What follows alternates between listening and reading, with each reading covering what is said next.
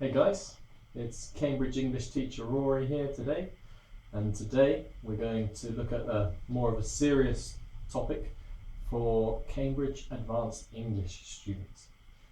Those are students who are doing the CAE English exam.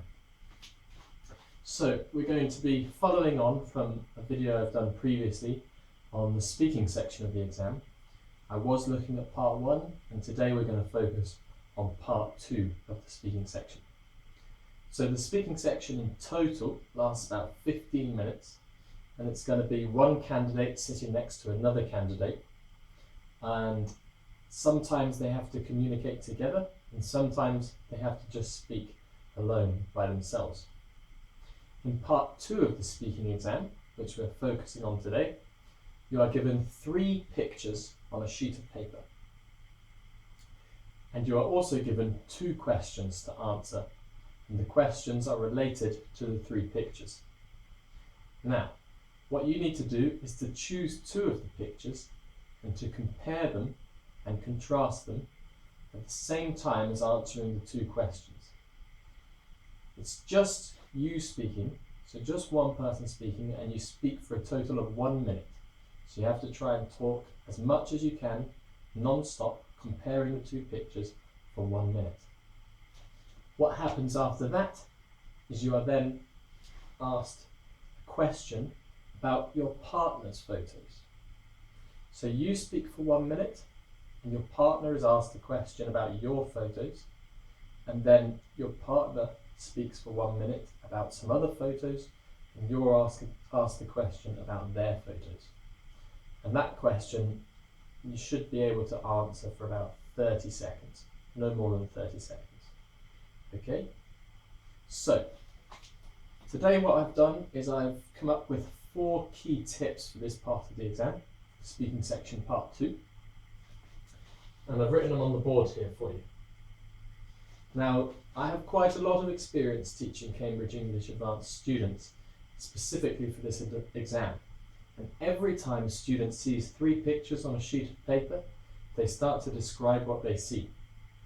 So for example, if there was a picture of a family playing a game of football, the person maybe sees this picture and starts saying, okay, so there's a family, there's 4 people in this family, they're playing football together, it's a sunny day. That is not what you want to do, okay? Do not describe what you see in the picture. That's not what you're supposed to do in this part of the exam. What the examiner is looking for is how well you can answer those 2 questions, which will be written above the pictures, and how well you can compare and contrast the 2 pictures. So, for example, if there was a picture of a family playing football, and there was another picture of somebody at a music concert, there may be 2 questions above saying, for example, what are these people enjoying about these activities? And another question perhaps, which activity would you prefer to do? Okay, so family playing football, someone at a concert. Now immediately what you need to do, because 1 minute is not that long, you need to say one thing about the first picture and swap to the other picture, and keep doing this. And that's my tip number 2, keep swapping between pictures. Don't speak about one picture for too long, because before you know it, you're speaking about one picture, you're coming up with ideas and the minute's gone, and you haven't even mentioned the second picture. That's a really important point. And that's what this picture here on the board is supposed to explain. So the first point again, do not describe what you see, just compare the 2 pictures, speculate.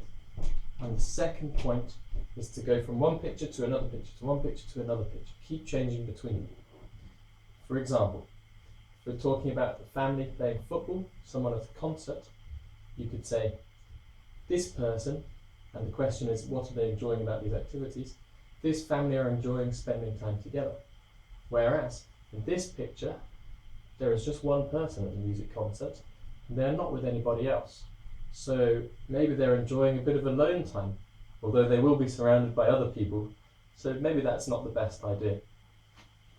But that's a good thing to mention as well. Don't worry about how good your ideas are. The examiner is not marking you on how well you can think about an answer to a question.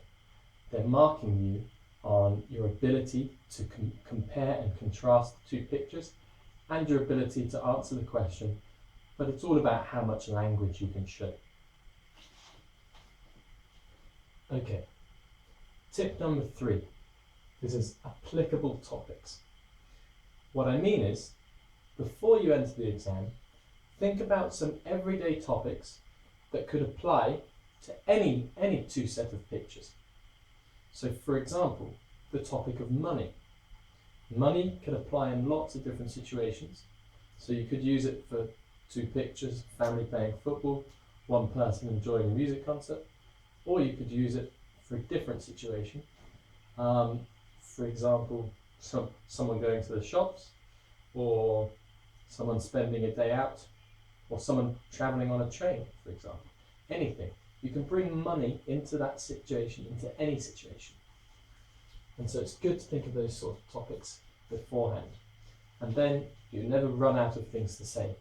And it will help you not to get worried and nervous in the exam, thinking, oh, I don't know what to say.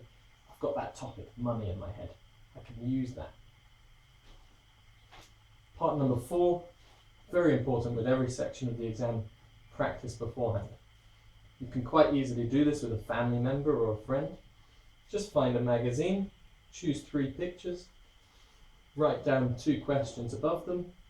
Make sure you time yourself for 1 minute so you know, and that's really important. Get used to how long it takes you to speak for a minute. Get used to how long that lasts. For a lot of people, the 1 minute passes by much quicker than they think it will. So yeah, practice beforehand. If you can practice with an English person or an English teacher, even better. If you want to practice with me, I might have time to help you, so you can click the link below this video and book a free lesson with me. Okay. The other thing that I want to mention, which is not on the board here, is that you need to speculate about the pictures. Sometimes you don't know 100% certain, you don't know for definite what the people in the pictures are doing or how they might be feeling. So you need to use words of speculation. Some good words to use are might, could, maybe, I think.